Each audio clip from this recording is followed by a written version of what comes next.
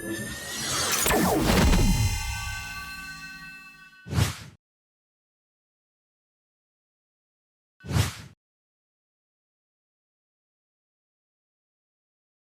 200 सालों में इंसान ने कुछ हैरानकुन दरियाफ्तें की हैं। जहाज़ और टेलीफोन से लेकर रॉकेट्स और स्पेसक्राफ्ट तक हम लोग दुनिया बदलने लगे।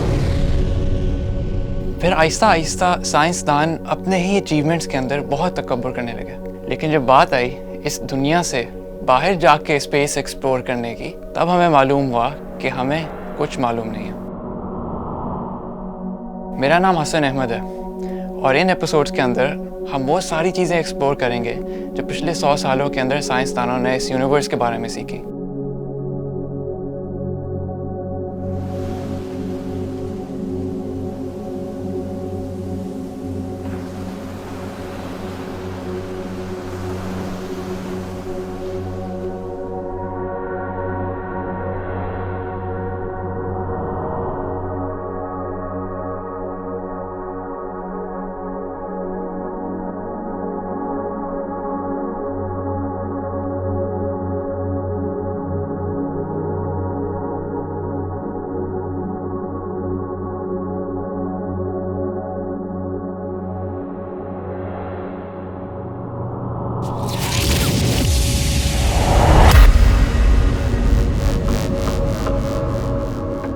हमारी दुनिया इस कायनात का बहुत छोटा हिस्सा है। हमारी दुनिया के बाहर इतनी अनगिनत अनएक्सप्लोर्ड चीज़ें हैं जिनको हम अभी समझना चाह रहे हैं, जैसे ब्लैक होल्स, क्वेज़ार्स, नेबुलाए, गैलेक्सीज और इन तरह की बहुत और ज़्यादा चीज़ें। हमारी यूनिवर्स इन सब चीज़ों को होल्ड करती है। हमारी दुनिया सिर्फ उसका एक बहुत छोटा हिस्सा है। जैसे मैंने कहा, जो हमारी यूनिवर्स के अंदर बाकी चीज़ें हैं, जैसे बाकी प्लैनेट्स, स्टार्स, गैलेक्सीज, ये सब चीज़ें एक बड़े से बबल के अंदर मौजूद हैं और वो बबल हर दिन हल्का हल्का एक्सपैंड करता रहता है। जब से ये यूनिवर्स बनी तब से अब तक ये एक्सपेंशन जारी है और जो भी चीज़ हम मालूम कर सकते हैं और मालूम करेंगे वो इसी यूनिवर्स का हिस्सा है। तो आखिर ये सारी एक्सपेंशन ये बड़ी कितनी है, सोचने में तो हम इसका इतना अंदाज़ा लगा नहीं सकते। लेकिन जब से हमने इसके ऊपर रिसर्च शुरू की, जब से हमने ये देखना शुरू किया कि हमारी यूनिवर्स का साइज़ कितना होगा, तो फिर साइंसदानों ने इसको मालूम जब किया तो हमें ये आइडिया हुआ कि इसको हम किलोमीटर्स और मीटर्स में रिप्रेजेंट नहीं कर सकते। किलोमीटर्स और मीटर्स वो चीज़ें हैं जो हम इन दुनिया की डिस्टेंसेस को रिप्रेजेंट करते हैं, लेकिन जब बहुत बड़े डिस्टेंसेस आ जाते हैं रिप्रेजेंट करना बहुत मुश्किल हो जाता है। जैसे अगर आपने कराची और लाहौर के बीच में डिस्टेंस स्टेट करना है तो आप उसको इंचेस और सेंटीमीटर्स में नहीं कहेंगे, आप इसको ज़्यादा से ज़्यादा किलोमीटर्स में कह देंगे। हमारी यूनिवर्स के अंदर इतने बड़े डिस्टेंसेस हैं कि हम उनको किलोमीटर्स में भी नहीं कहते और ना तो माइल्स में कहते हैं। अब समझने के लिए कि उसको किस तरह रिप्रेजेंट करते हैं, पहले एक चीज़ समझनी पड़ेगी। आप लोगों ने देखा होगा कि जब हम क्रिकेट खेल रहे होते हैं, बॉल आती है, बैट्समैन बॉल को ज़ोर से हिट करता है और अगर आप बहुत सामने से देख रहे हो तो जो बॉल बैट पे हिट करती है आपको उसके साथ ही हिट करने की आवाज़ आती है। लेकिन अगर आप एक स्टेडियम में हो या बहुत दूर से देख रहे हो तो आपने नोटिस किया होगा कि बॉल बैट के लगने के हल्का से टाइम बाद आपको उसकी आवाज़ आती है और जितना आप दूर होते हैं उतनी ही देर बाद उसकी आवाज़ आना शुरू होती है। ये फिनोमेना आपने लाइटनिंग और थंडर में भी देखा होगा। जब बिजली चमकती है तो क्या होता है, पहले आपको नज़र आता है, उसके कुछ सेकंड बाद उसकी आवाज़ आती है। तो ऐसे क्यों होता है? जो साउंड है ना वो एक वेव फॉर्म में आती है। वो नज़र आते साथ ही आपको उसकी आवाज़ नहीं आएगी, क्योंकि इवन दो लाइट तो बहुत तेज़ी से आ जाती है, साउंड को थोड़ा सा वक्त लगता है। इसलिए उसका जो डिले होता है वो इस वजह से होता है क्योंकि साउंड को आपके तक आने तक हल्का सा टाइम लगता है। इसी तरह लाइट भी एक वेव है। इवन दो वो बहुत तेज़ी से आ जाती है लेकिन उसको भी हल्का सा टाइम लगता है कि वो आप तक पहुँचे। जैसे आप सूरज को देखते हैं, सूरज की लाइट को आप तक आने तक 8.3 मिनट्स लगते हैं। 8.3 मिनट्स बाद सूरज की लाइट आप तक पहुँचती है।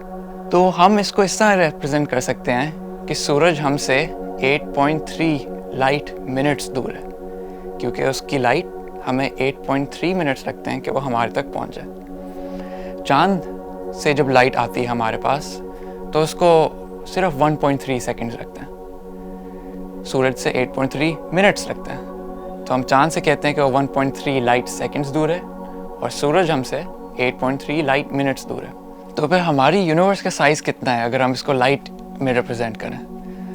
अगर आप एक कोने से दूसरे कोने तक एक टॉर्च को शाइन करें तो लाइट को पता है कितना वक्त लगता है? 93 बिलियन ईयर्स। बिलियन का मतलब आपको मालूम है कि आप 93 के बाद 9 ज़ीरोज़ लगा दें, इतने साल लगेंगे कि उस लाइट वो एक कोने से दूसरे कोने तक चला जाए। और इसको अगर रिप्रेजेंट करने के लिए आप ये भी सोच सकते हैं कि हमारी यूनिवर्स की जो एज है वो 14 बिलियन ईयर्स है।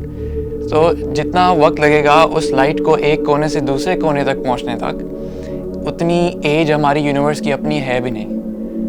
तो ये साइज़ है हमारी यूनिवर्स का।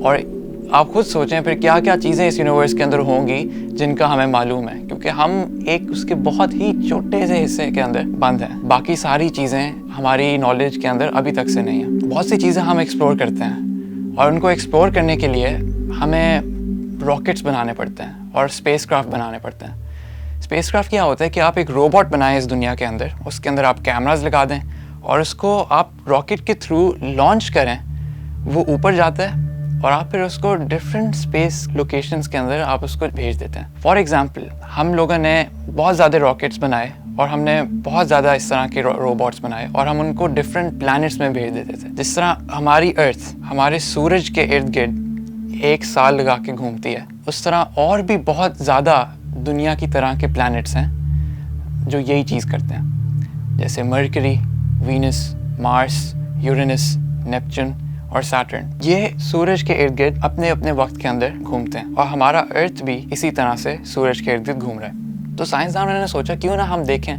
कि इन बाकी प्लैनेट्स के अंदर क्या चीज़ है। साइंसदानों ने वहाँ पे वो रोबोट्स बनाए, रॉकेट के थ्रू वो ऊपर जाते हैं और वो फिर उनको उन प्लैनेट्स पे लेके जाते हैं और वो फिर लैंड करते हैं और वहाँ से हमें हाई डेफिनेशन पिक्चर्स खींच के वापस भेजते होते हैं। अब बहुत सी इस तरह की जो डेवलपमेंट हुई थी, ये हुई थी 1960-1970 के अंदर। उस वक्त हमारे पास इतनी टेक्नोलॉजी भी नहीं होती थी, तो जो हमारे पास पिक्चर्स आती थी वो बहुत रॉकेट सी होती थी। जैसे हमने एक स्पेसक्राफ्ट भेजा सैटर्न के एक मून पे, तो वहाँ पे लैंड होते साथ ही जो हमारे पास पिक्चर्स मिली, हमें देख के ये मालूम हुआ कि वहाँ बर्फ़ मौजूद थी। और बर्फ़ मौजूद होना एक ख़ास चीज़ है क्योंकि बर्फ़ लाइफ को रिप्रेजेंट करती है। बहुत चांस है कि जहाँ बर्फ़ मिले वहाँ आपको ज़िंदगी के फॉर्म्स मिले, जैसे बैक्टीरिया और प्लांट्स और इस तरह की चीज़ें। लेकिन अब हमारे पास जो रोबोट्स हैं वो हमें ज़्यादातर मार्स में मिलते हैं, जहाँ हमने भेजे हैं। वहाँ पे हमें हाई डेफिनेशन पिक्चर्स वापस मिलती हैं और फिर हम उनको गौर से देख के एनालाइज करते हैं कि मार्स किन किन चीज़ों से बना है।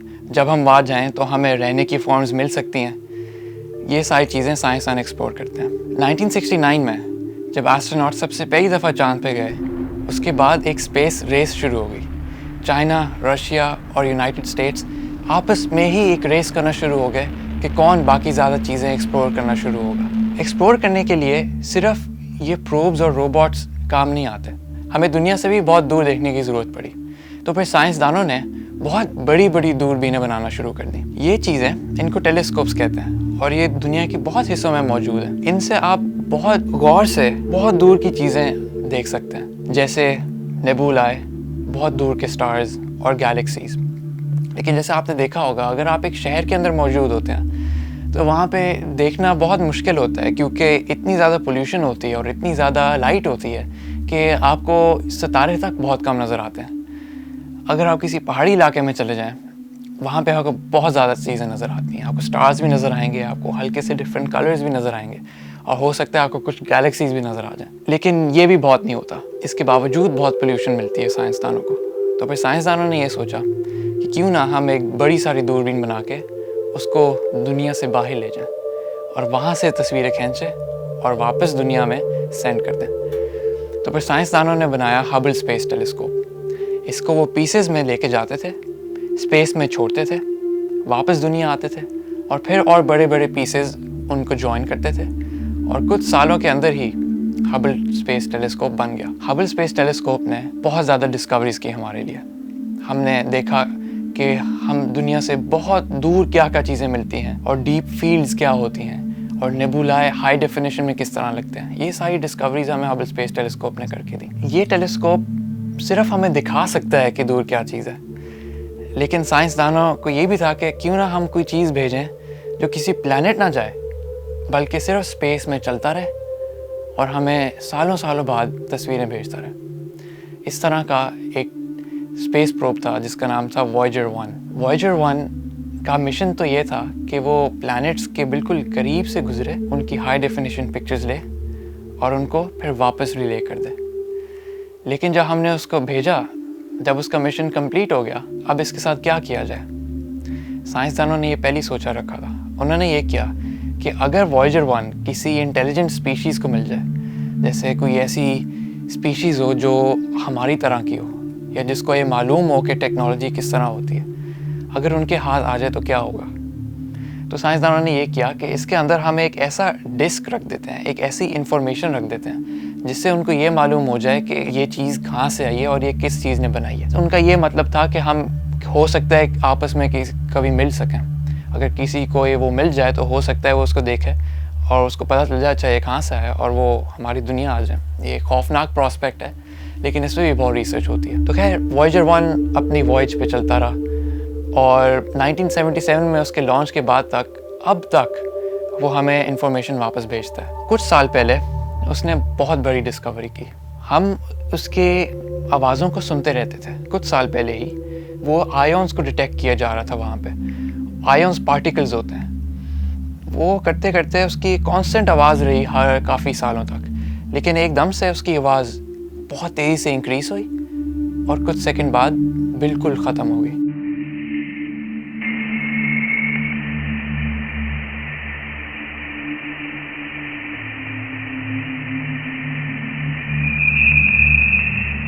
शुरू में तो ऐसा लगता है कि वो बंद हो गया वॉयेजर 1, लेकिन असल में हुआ ये कि वो हमारे सोलर सिस्टम से बाहर निकल गया। मतलब कि ये जो सारा सिस्टम है हमारी सूरज का, जिसके इर्द गिर्द प्लैनेट्स घूमते हैं, वो उस सारे बबल से बाहर निकल गया। तो वो जो आवाज़ थी, वो जो डिफरेंस था आवाज़ में, वो उसके बाहर निकलने की थी। तो अब वो इंटरस्टेलर स्पेस के अंदर है। ये सारी एक्सप्लोरेशन तो हम सिर्फ अपने सोलर सिस्टम के अंदर कर सकते हैं। अब हमारी सोलर सिस्टम एक गैलेक्सी के अंदर है और हमारी गैलेक्सी भी एक क्लस्टर ऑफ गैलेक्सीज के अंदर है। तो सिर्फ सोच ही इंसान सकता है कि और क्या क्या ऐसी चीज़ें हैं जो इंसान को मालूम नहीं है। ये सब चीज़ें हम अगली एपिसोड्स के अंदर बहुत डिटेल में डिस्कस करेंगे, जैसे ब्लैक होल्स, टाइम डायलेशंस, स्टार्स और गैलेक्सीज। So stay tuned.